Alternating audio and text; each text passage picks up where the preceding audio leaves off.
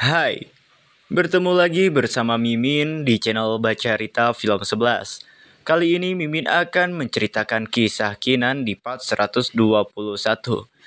Nah, seperti biasa sebelum lanjut ke cerita, jangan lupa like, subscribe, dan aktifkan lonceng notifikasinya agar kalian tidak tertinggal video terbaru dari channel Baca Rita Film 11. Buat kalian juga yang mau mentraktir Mimin Kopi, link traktir sudah ada di deskripsi. Oke lah, tanpa lama-lama lagi, ayo kita gaskeun meluncur. 6 jam kemudian, akhirnya Kinan telah berhasil memulihkan kultivasinya. Kinan merasa kagum dengan immortal root yang ada di Nine Heavens. Menurut Kinan, penyerapan energi spirit melalui tubuh yang ia gunakan ini 10 kali lebih cepat daripada ia menggunakan tubuh aslinya. Sambil melihat telapak tangannya dan setelah mengagumi daya serap energi spirit milik tubuh itu, Kinan bergumam, bagaimanapun juga, tubuh seseorang tetaplah milik seseorang. Meskipun ranahku terus berlanjut, tapi Monarchos di dalam tubuhku hanya setengah dari sebelumnya. Paling banyak hanya menampilkan 40% dari kekuatan tempurnya. Kinan pun lanjut bergumam.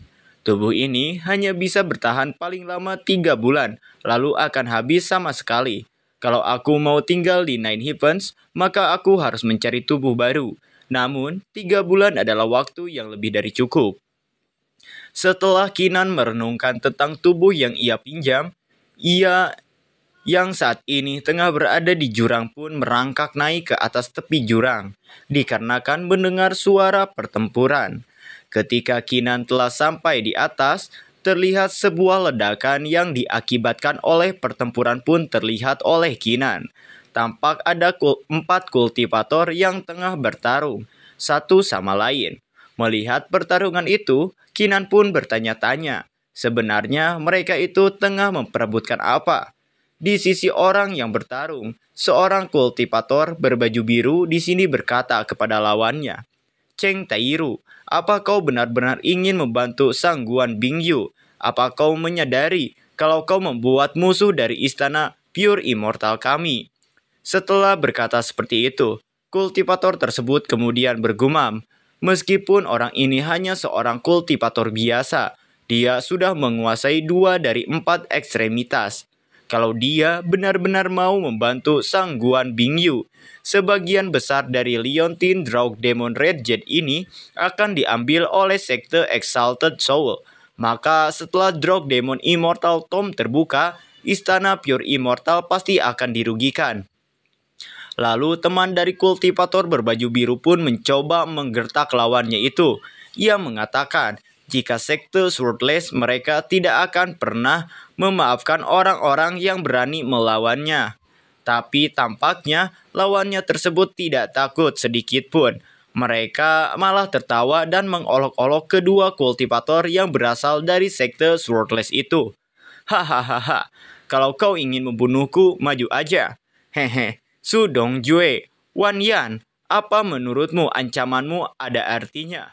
Mulai hari ini dan seterusnya, kultivator Cheng adalah bagian dari sekte Exalted Soul kami. Teman dari kultivator berbaju biru pun menatap kultivator berbaju biru itu dan berkata melalui batin. Tampaknya, kombinasi antara istana Pure Immortal dan sekte Exalted Soul sangat penting. Sedangkan di sisi Kinan, dirinya yang melihat orang-orang tersebut, entah mengapa dadanya tiba-tiba merasakan sesuatu yang aneh. Rasa kesal dan marah saat melihat orang-orang itu pun bergejolak dari tubuh tersebut. Kinan pun menyadari jika perasaannya saat ini merupakan obsesi dari tubuh yang ia gunakan. Sambil memanjatkan doa, Kinan pun berkata, Kultivator, kau sudah jatuh. Tidak peduli seberapa marah dan tidak puasnya kau, tidak ada yang bisa kau lakukan untuk mengubahnya. Itu takdir. Kalau aku sekarang mengambil alih tubuhmu, aku akan melawan para martial monarch itu dan mengklaim Leontine itu bagaimana? Setelah berkata seperti itu, emosi yang awalnya tak terkendali pun menjadi hilang seketika. Tampaknya perasaan yang muncul dari tubuh tersebut menghilang dikarenakan Keenan berniat untuk melawan para martial monarch yang ada di depannya itu. Dan tampak orang-orang itu merupakan musuh dari si pemilik tubuh yang Keenan gunakan. Dengan semangat, Keenan pun lalu berlari menuju para kultivator tersebut. Keenan ingin mencoba seberapa tangguh para jenius yang ada di Nine Heavens ini. Tanpa banyak tanya, Keenan langsung mengambil benda yang terbang di antara para kultivator tersebut. Kultivator dari sekte Swordless pun langsung menatap Keenan dengan tatapan tidak percaya. Ia memanggil Keenan dengan nama Kyu Hong. Tampaknya nama tersebut adalah nama dari si pemilik tubuh yang saat ini Keenan gunakan. Mereka bertanya-tanya, apa yang tengah terjadi? Bukannya Kyu Hong ini telah mati? Mengapa tiba-tiba dia ada di depan mereka? Sambil tertegun dan melihat sebuah kristal yang dipegangnya, Keenan bergumam, "Oh, jadi Kyu Hong adalah nama dari pemilik tubuh ini ya?"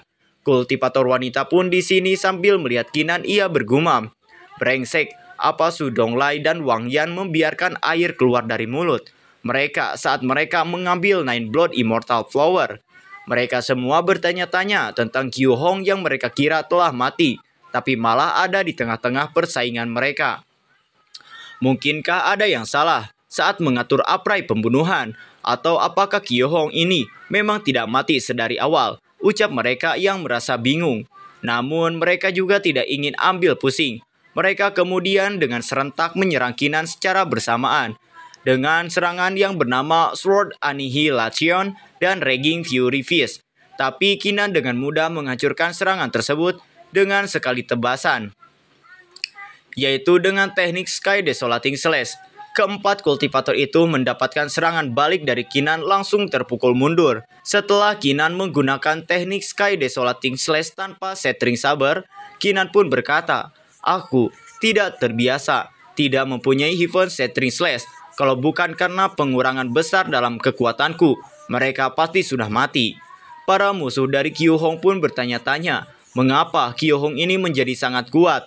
Apa yang terjadi? Meskipun kekuatan Kyu Hong kuat, itu jauh dari ranah ini. Dia sudah membatalkan semua pukulan, membunuh mereka dengan satu gerakan. Mungkinkah Kyu Hong sudah mendapatkan keberuntungan dari dasar jurang? Lanjut dari kultivator lainnya.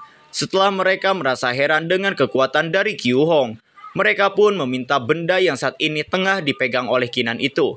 "Kyu Hong, serahkan Leontine Drog Demon Red Jet itu. Kami akan mengampuni nyawamu." "Mengampuni nyawaku? Kau berani mengatakannya? Jadi mari kita coba," jawab Keenan dengan mencoba menantang mereka semua. Kultivator berbaju biru langsung mencoba menyerang Keenan kembali menggunakan teknik Pure Ki Immortal Art. Namun sekali lagi, Keenan hanya menebaskan tangannya saja untuk menghancurkan teknik tersebut. Sambil terpental oleh serangan Keenan, kultivator itu sekali lagi dibuat heran. Karena bagaimana mungkin serangannya itu bisa dihancurkan dengan mudah oleh Kyu Hong ini. Kemudian rekan dari si kultivator itu menyerang Keenan dari arah atas menggunakan teknik Lifeless Slash. Sebuah tebasan pedang pun mengarah kepada Keenan. Tapi serangan itu tak membuat Keenan bergeming sedikit pun. Keenan kemudian menggunakan teknik yang bernama Destruction Dragon Crushing All Things into Pieces. Teknik tersebut langsung mengarah kepada si kultivator itu. Namun tampaknya kultivator yang membawa tombak tersebut cukup pintar. Ia sengaja mengelabui Keenan dengan klonnya dan menyerang Keenan pada titik buta menggunakan tombaknya. "Kyu Hong, mati kau!" Tapi kultivator tombak itu harus kecewa. Walaupun ia telah mencoba menyerang Keenan pada titik buta, namun Keenan menyadarinya dan langsung mengeluarkan teknik Sky Stride Blow. Sebuah pukulan telak pun mengenai kultivator tombak itu. Terlihat si kultivator tersebut sangat kesakitan menerima pukulan dari Keenan. Kemudian 3 kultivator lainnya secara bersamaan menyerang Keenan dengan teknik mereka masing-masing. Namun sekali lagi, dengan hanya 1 kali pukulan, Keenan berhasil menghancurkan ketiga gabungan serangan tersebut yang membuat kultivator berambut biru panjang tercengang dan terkejut. Apa? Dia hanya menggunakan 1 pukulan saja untuk menghancurkan teknik gabungan kita. Namun, Keenan mengacuhkan perkataan orang tersebut dan melirik sebuah gunung.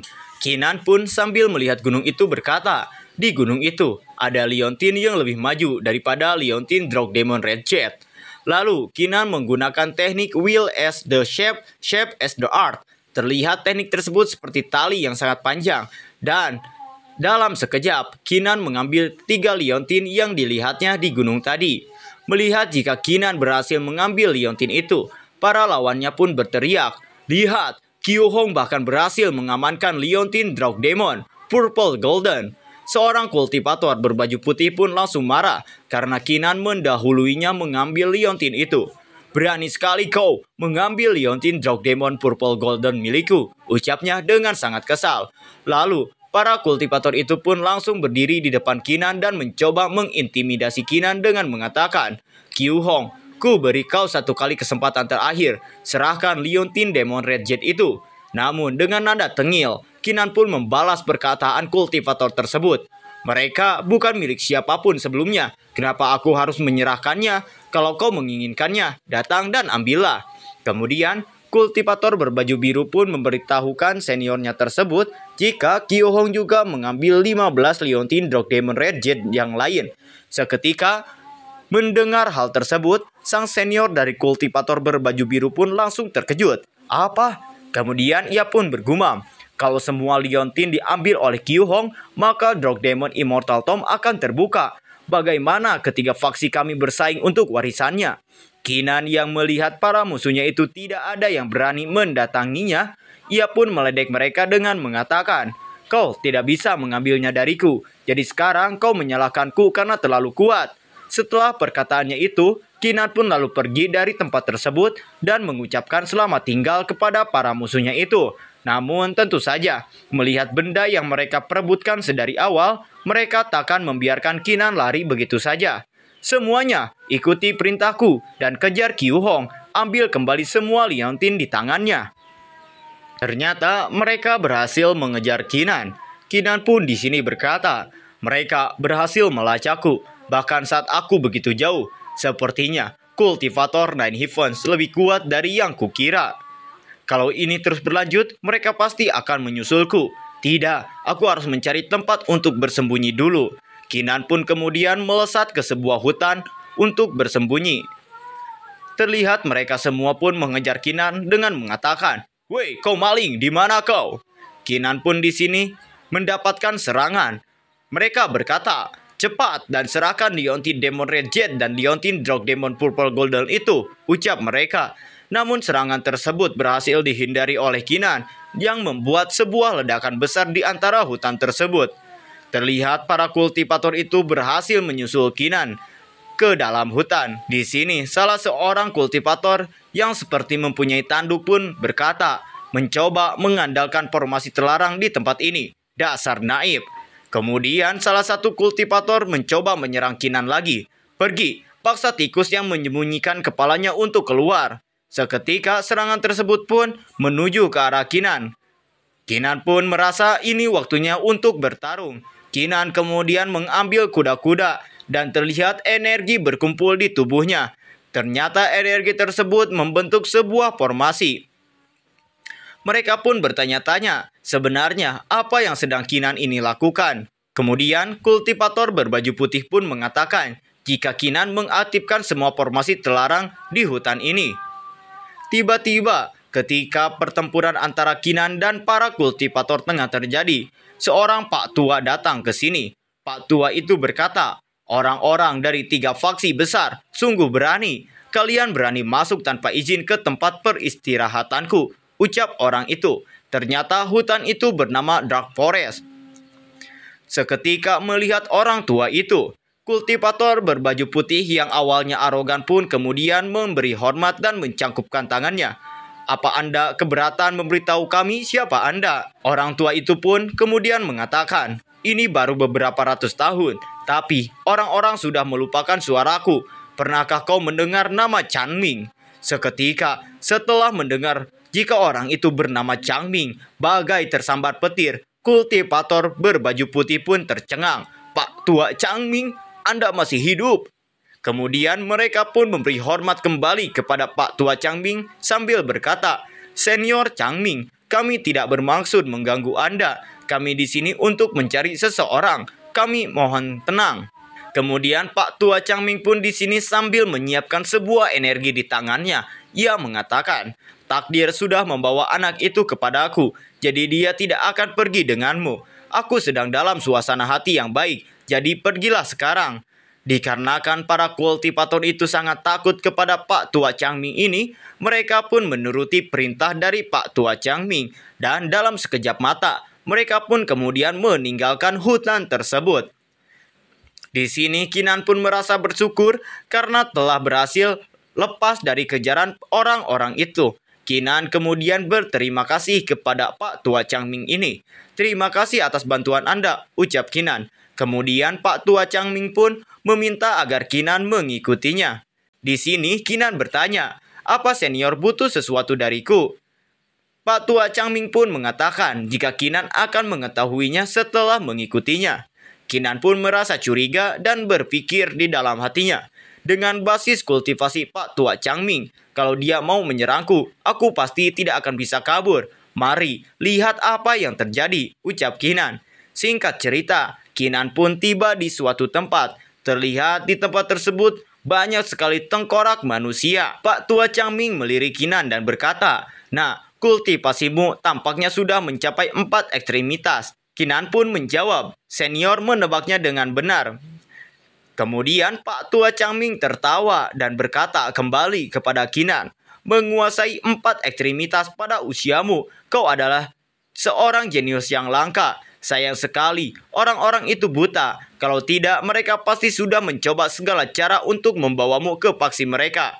Nah, aku sudah menyelamatkan nyawamu," ucap Pak Tua Changming sambil membuka mata kirinya yang ternyata berwarna hitam dan merah. Dan seketika, Pak Tua Changming pun menyerang Kinan dengan serangan yang seperti akar. Pak Tua Changming mengatakan jika Kinan harus menyerahkan tubuhnya karena dia telah menyelamatkannya. Seketika, Kinan pun terjebak dan tertangkap oleh akar-akar itu. Kinan kemudian bertanya, "Senior, kau sudah menyelamatkan hidupku, jadi aku memberitahumu ini. Jangan melahapku atau kau akan mati." Namun Pak Tua Changming tidak percaya. "Aku akan mati?" ucap Pak Tua Changming. Ia pun seketika tertawa. "Hahaha, apa kau baru saja bilang kalau aku akan mati? Aku adalah Half Earth God dengan Ancient Black Altar yang sudah kumurnikan selama beberapa ratus tahun. Bahkan Earth God lapisan ketiga tidak akan bisa melukaiku." Namun sekali lagi, Kinan pun meyakinkan Pak Tua Changming dengan mengatakan, "Senior, aku tidak berbohong padamu. Kalau kau tidak percaya, aku bisa bersumpah." Di dalam hati Kinan, ia bergumam, "Lagian, Empress Peiyu ada di lautan kesadaranku. Dan dengan kemampuannya untuk berurusan dengan Pak Tua Changming, dia benar-benar berguna." Namun di sini, Pak Tua Changming malah menganggap ucapan Kinan ini sebagai lelucon. Pak Tua Changming berkata, "Bersumpah, kau mencoba memanipulasi keputusanku. Aku terlalu berpengalaman untuk trik kecilmu itu. Tidak akan bisa membodohiku." Pak Tua Changming pun meminta Kinan untuk berhenti melawan karena dia akan segera melahap tubuh Kinan. Seketika cahaya merah masuk melewati dahi Kinan. Kinan pun merasa jika sesuatu seperti merobek jiwanya. Kinan juga merasa heran kenapa Empress Peiyu tidak merespon sama sekali. Kemudian Kinan pun mencoba memanggil Empress Peiyu. "Empress Peiyu, kau tidak mau kan mati bersamaku?" ucap Kinan. Beralih ke dalam kehampaan yang tak berujung. Empress Peiyu di sini berkata, "Mengambil tubuhnya, aku akan melihat apakah martial spirit Kinan adalah yang immortal kelima yang disebutkan dalam Boundless Dao Record." Ternyata alasan Empress Peiyu tidak keluar dan membantu Kinan karena Empress Peiyu ingin melihat martial spirit Kinan yaitu God of War menyelamatkan Kinan dan memastikan apakah God of War ini adalah immortal yang kelima yang disebutkan dalam Boundless Dao Record. Berpindah kembali ke Dark Forest, terlihat Kinan di sini sudah sangat lemas. Di sini Pak Tua Changming pun mengatakan, "Nah, bukannya kau bilang kalau aku akan mati? Sekarang kelihatannya yang akan mati hanyalah kau. Tubuhmu sekarang adalah milikku." Pak Tua Changming pun langsung membuat segel tangan. terlihat aura kegelapan keluar dari mata Pak Tua Changming dan tangan Pak Tua Changming melahap 10.000 daun darah, bertanya di mana yang abadi, ketidakcukupan langit dan bumi. Ucap Pak Tua Changming merapal mantra.